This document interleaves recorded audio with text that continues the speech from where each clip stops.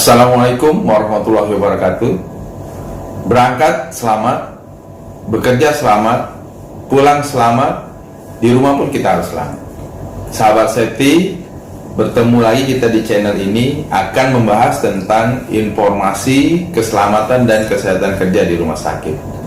Mudah-mudahan channel ini akan bermanfaat bagi para akademisi, praktisi, pemerhati ataupun pengamat, bahkan mungkin bermanfaat untuk seluruh masyarakat Indonesia.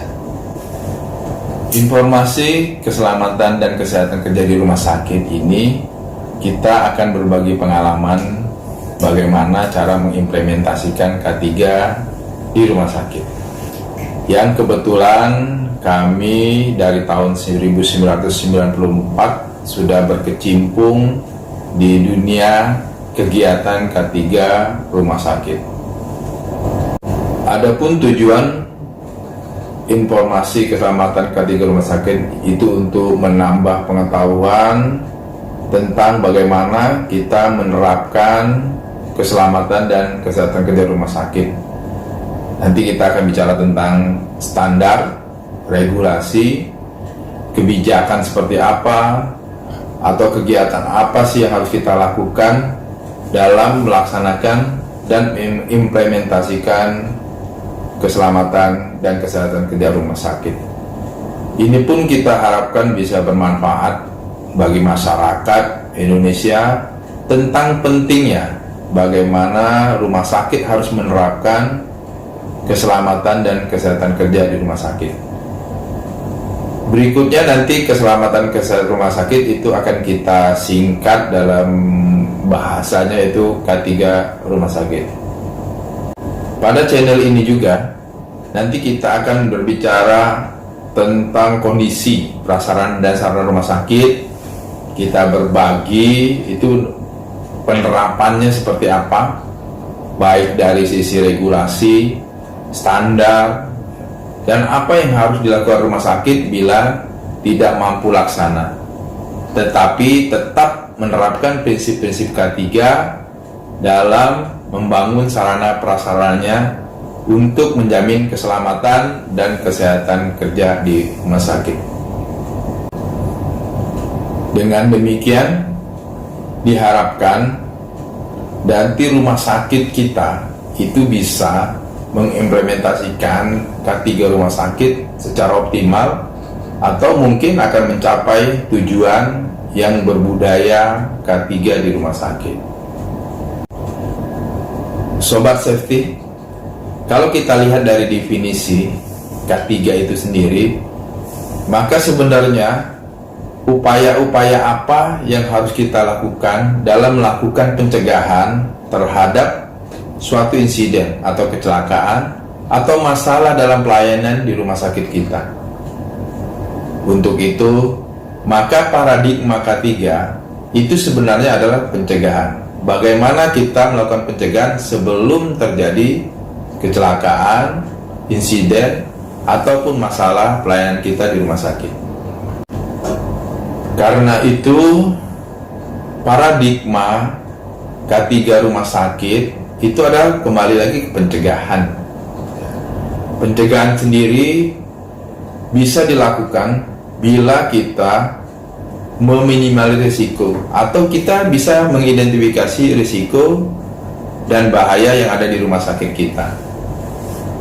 Sehingga sekali lagi, bila kita meminimalisir risiko tersebut, maka kita mengharapkan tidak terjadinya suatu insiden atau kecelakaan atau masalah dalam pelayanan di rumah sakit kita. Tetapi bukan berarti bila kita bisa meminimalisasi risiko tersebut bahwa tidak akan terjadi kecelakaan, atau yang sering kita sebut zero accident. Karena dari beberapa pengalaman di lapangan, faktor perilaku, unsafe, dan faktor takdir katanya ada 2% yang kita tidak bisa cegah. Jadi sebaiknya zero accident itu adalah dampak yang akan kita tuju.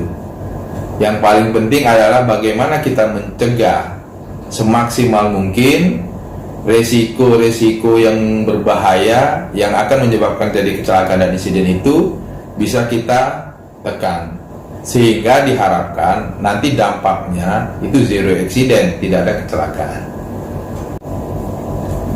Sementara kecelakaan itu sendiri kejadiannya hitungannya detik, bahkan yang paling sering terjadi kita baru sadar setelah kejadian kecelakaan itu sendiri.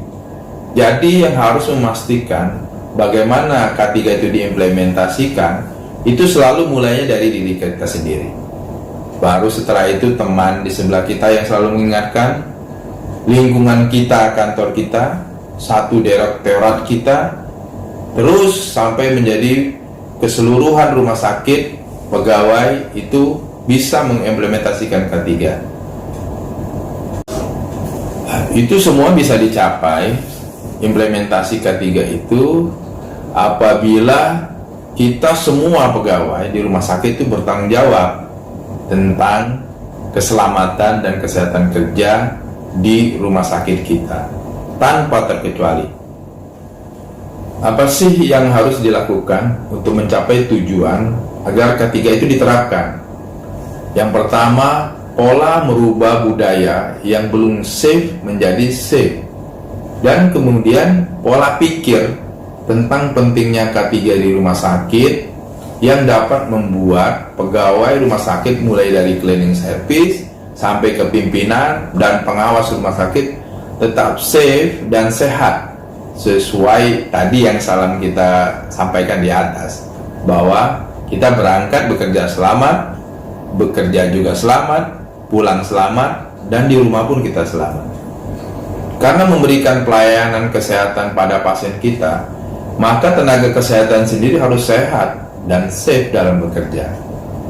Itu yang perlu menjadi perhatian kita dalam melaksanakan, mengimplementasikan, dan menerapkan K3 di rumah sakit. Selanjutnya kita akan bicara bagaimana pola membangun budaya K3 di rumah sakit yang menjadi perhatian kita. Yang pertama, kita bicara tentang kesadaran K3. Pada umumnya di rumah sakit kita itu kebutuhan K3 itu hanya sebatas kesadaran. Teman-teman medis, para medis, penunjang medis sebenarnya sadar bahwa K3 itu penting. Nah, ini kita rubah menjadi kesadaran K3 ini menjadi suatu kebutuhan. Sehingga pada saat kita akan mulai bekerja, baik medis, non-medis, penunjang medis itu memulainya dengan bahwa kita harus siap bekerja dan safe dalam bekerja. Jadi menjadi suatu kebutuhan. Yang tadinya kesadaran, kita rubah jadi kebutuhan. Yang berikutnya sikap mental tentang butuhnya K3. Ini kita akan rubah menjadi tindakan kerja nyata berbasis K3.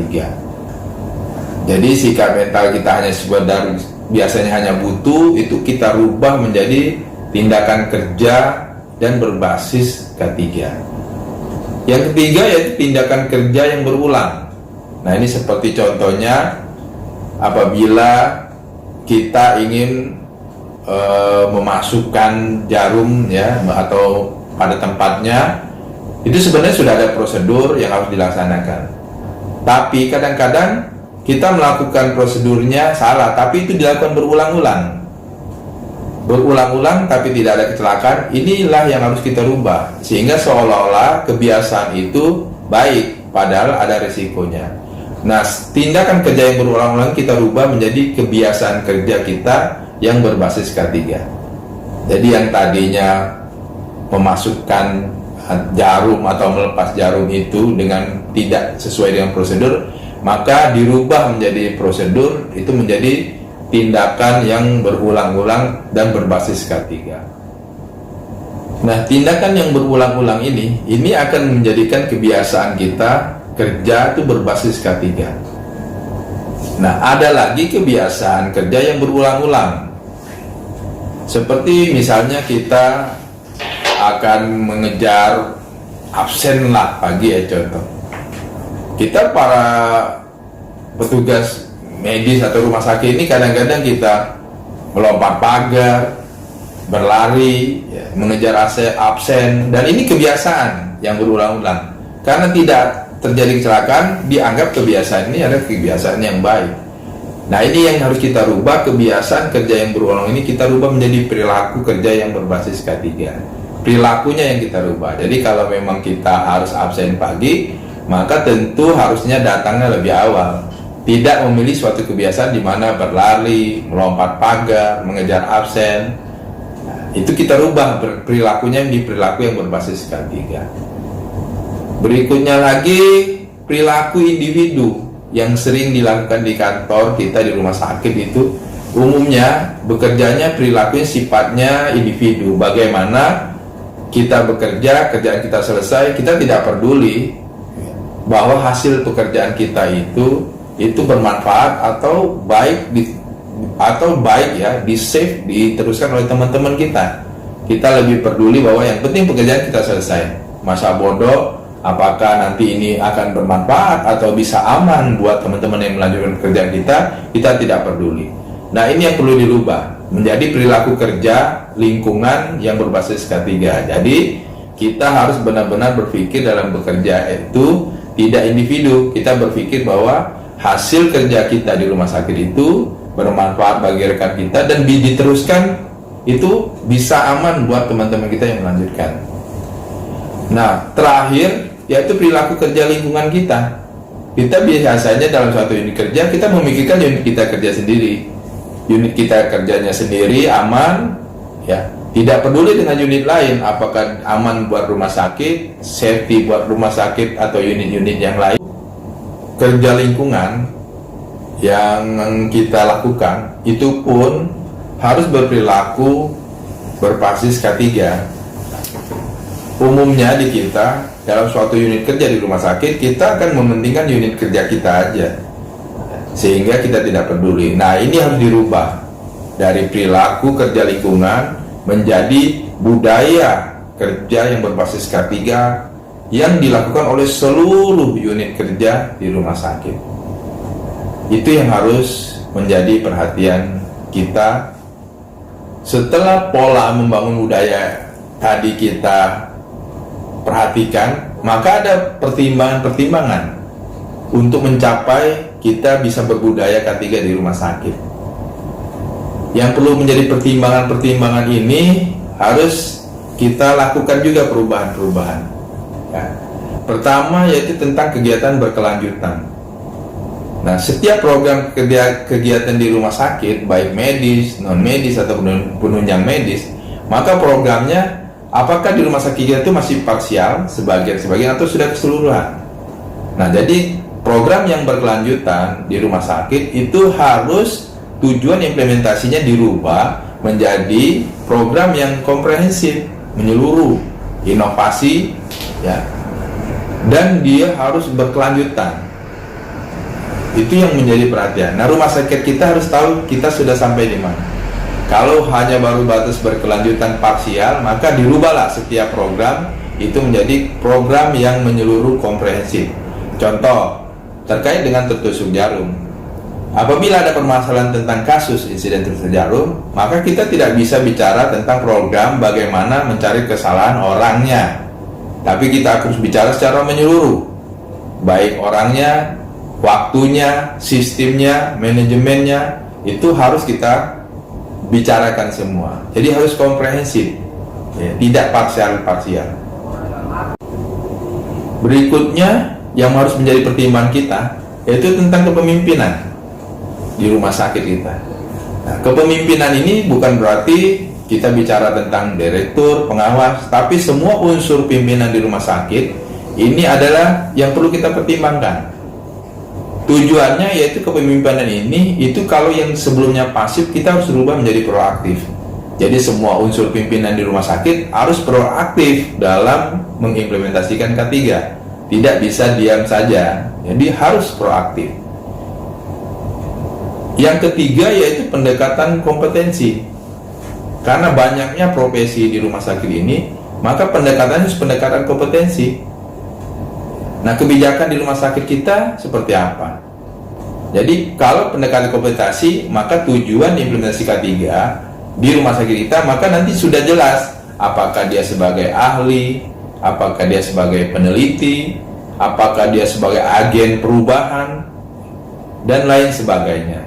Jadi pendekatan kompetensi ini perlu dijadikan pertimbangan. Kemudian tentang perorangan, karena kalau di rumah sakit banyaknya profesi, umumnya beban itu adanya di perorangan. Nah, ini kita rubah bahwa perorangan itu menjadi kemitraan antar sesama pegawai rumah sakit. Jadi tidak bisa bekerja orang per orang, karena bila ditambah beban pekerjaan, ya itu biasanya kalau orang per orang dia akan merasa berat. Nah, ini akan bermasalah dari bagaimana dia bertahan untuk kehidupan dan keluarganya. Nah, kita rubah. Jadi kalau dari perorangan itu menjadi kemitraan antar orang, antar pegawai, itu menjadi kemitraan. Yang berikutnya lagi tentang komitmen kepemimpinan. Ini yang paling penting, komitmen pemimpin kita ya. Ini perlu sekali. Apakah komitmen pemimpin kita terhadap keselamatan dan kesehatan kerja itu benar-benar komit? Artinya di pimpin kita harus memperhatikan itu semua.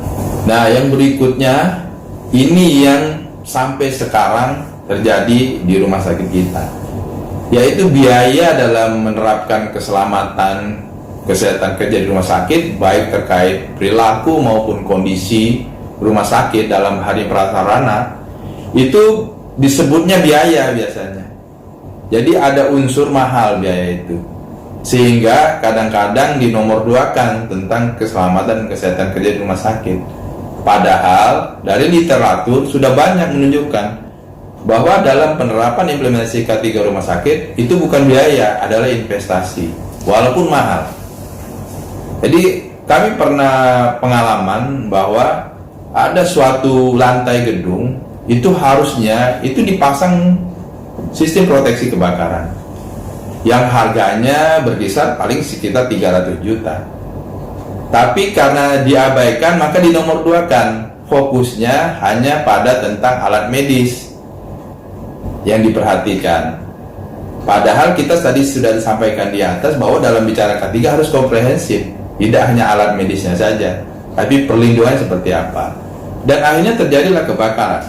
Nah, pada saat terjadi kebakaran itu baru kita kaji analisa biayanya. Malah kelihatan di situ nanti bagaimana biaya kita mengganti semua peralatan di lantai tersebut, bagaimana kita memindahkan pasien kita ke rumah sakit lain, bagaimana kita membutuhkan biaya tambahan buat perawat kita, biaya dokter kita.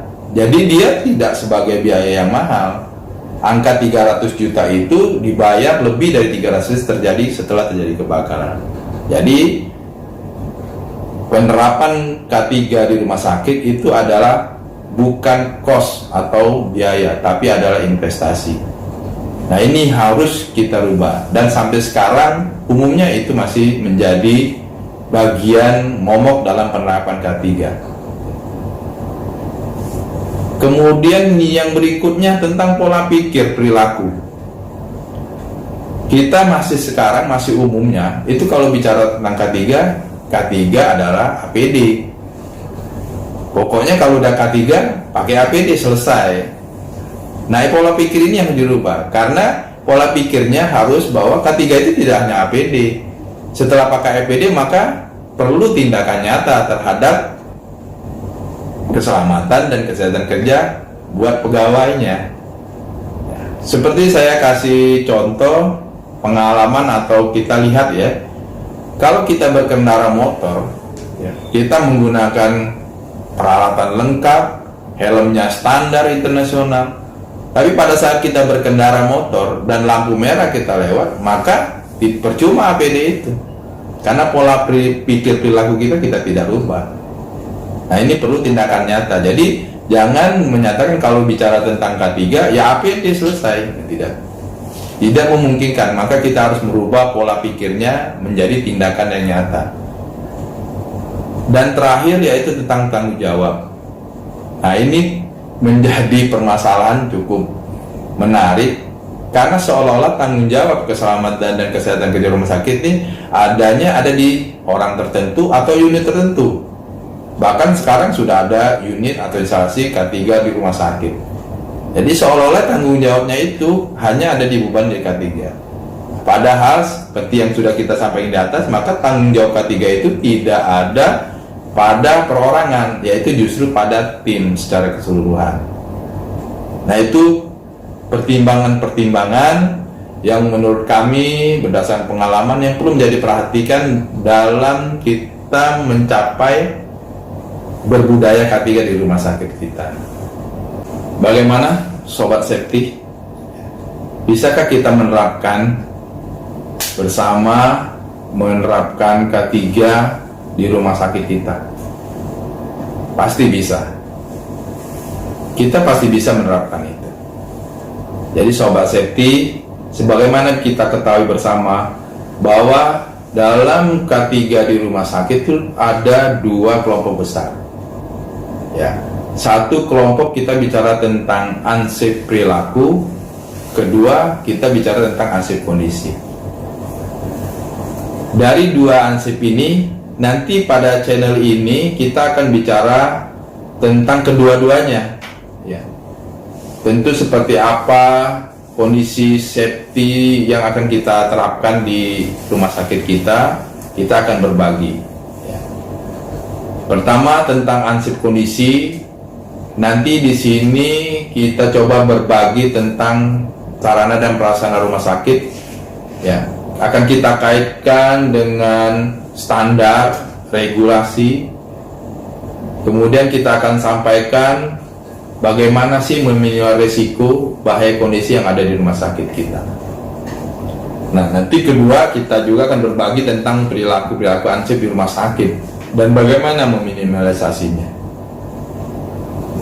Agar dalam berbagi pengalaman dan pengetahuan ini terus berlanjut, maka jangan lupa Sobat Safety like and share serta subscribe, dan jangan lupa tekan tanda lonceng agar dapat mengingat kita semua untuk berbagi dan berpengalaman, ya, berbagi pengalaman di channel ini. Sahabat Safety, orang yang kita sayangin, orang yang kita cintain, atau sebaliknya orang yang menyayangi dan mencintai kita, itu menunggu kita kembali ke rumah dengan selamat dan sehat. Sampai bertemu kembali Sobat Safety di episode berikutnya. Berangkat selamat, bekerja selamat, di rumah pun kita harus selamat. Terima kasih. Assalamualaikum warahmatullahi wabarakatuh.